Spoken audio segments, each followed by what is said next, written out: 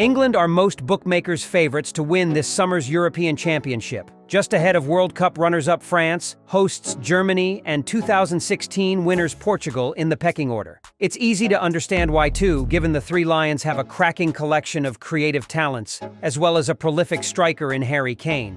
However, Gareth Southgate and his squad are not without their flaws.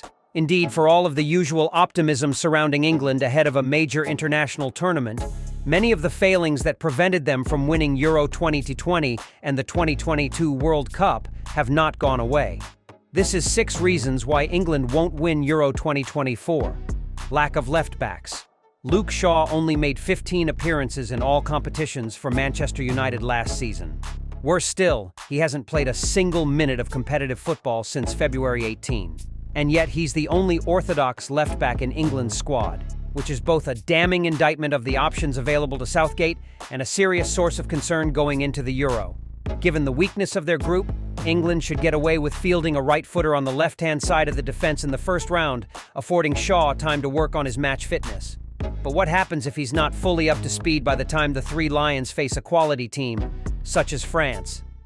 Would you really have any faith in the error-prone Kieran Trippier, or a converted center-back like Joe Gomez or Ezri Konsa adequately dealing with Ousmane Dembele? Shaw is said to be progressing well in his recovery from his hamstring problem, but if he's not at 100% by the time the knockout stage rolls around, England will be seriously compromised at left-back, both from a defensive and offensive perspective. His fragile physical condition could prove the difference between success and failure at a wide-open tournament likely to be decided by fine margins. Soft center back. How weak are England in the center of defense?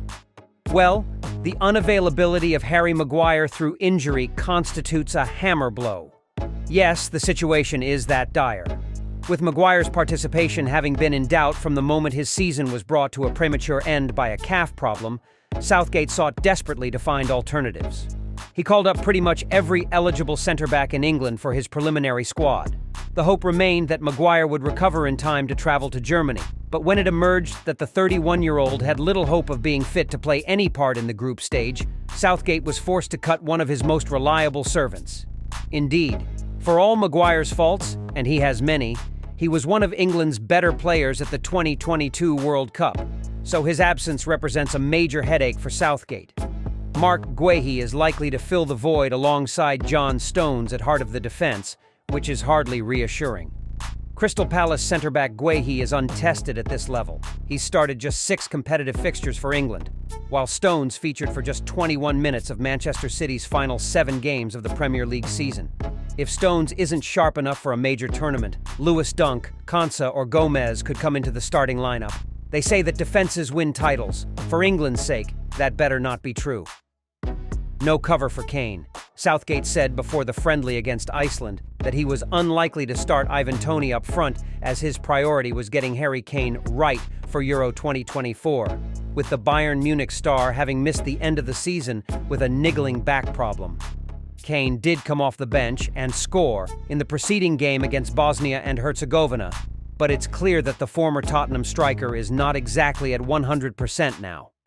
Southgate will thus be praying that Kane does not suffer a setback at any stage over the next month, as the 30-year-old is utterly irreplaceable. Ollie Watkins is a wonderful, all-around attacking talent coming off the back of a fine season at Aston Villa, but did not impress in the Bosnia game and doesn't yet boast anything like the same quality and experience as his captain. Toney, meanwhile, is one of the most overrated players in the Premier League and is absolutely blessed just to have made the squad, having missed the first half of the season through suspension and scored just 4 times in the second. England may have a plethora of options in attack, but any injury issue for Kane would be an absolute disaster. Double pivot dilemma. Southgate admitted last month that he remains unsure on the makeup of his midfield pivot. In the last few months, I've been thinking, Declan with who? He said, and who if without Declan? The latter question doesn't bear thinking about. Declan Rice has been a constant in the starting lineup for the past 4 years. England would be lost without a player that has added to his game since joining Arsenal last summer. Indeed, there's even a case to be made that Rice would be better deployed as a number 8. However, that's just not going to happen, as England are painfully short on options in front of the back 4.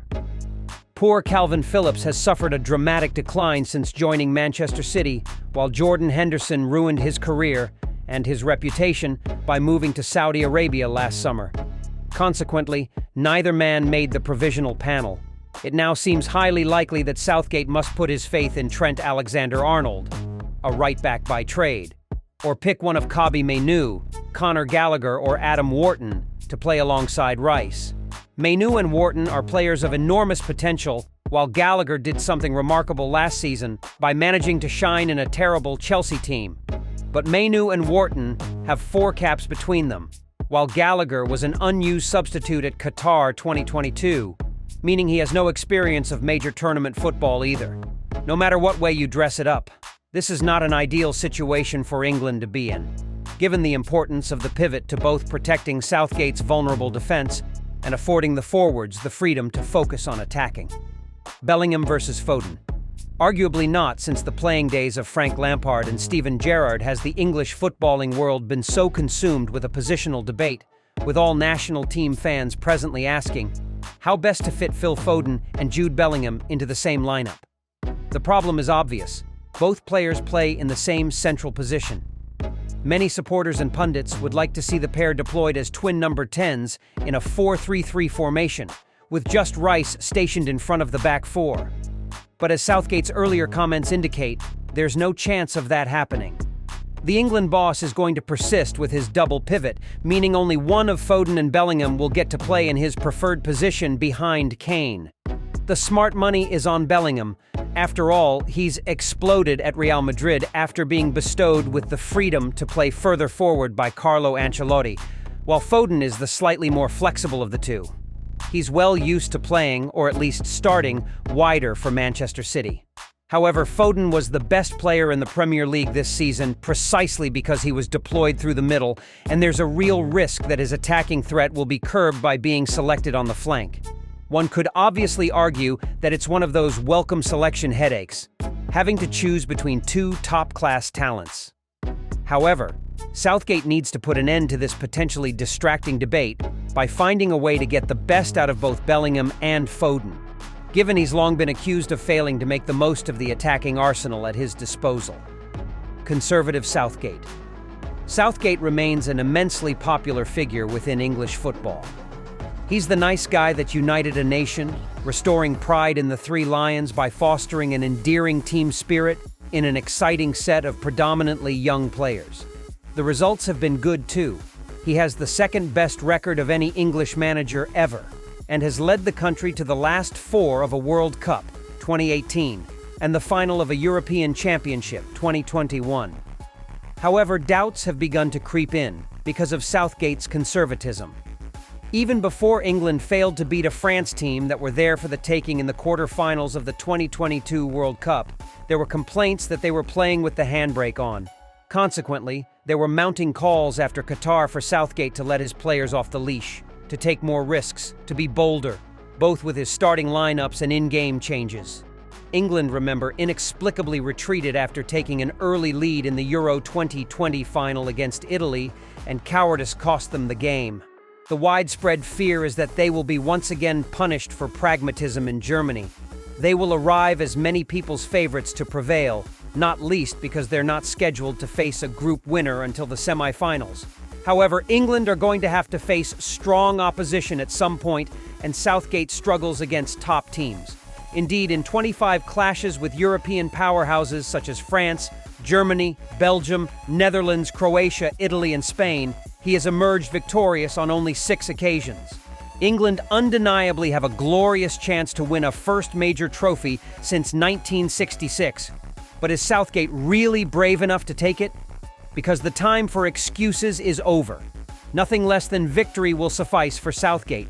Injuries and misfortune could all play a part, but if England don't win the Euros, the manager will be the main reason why.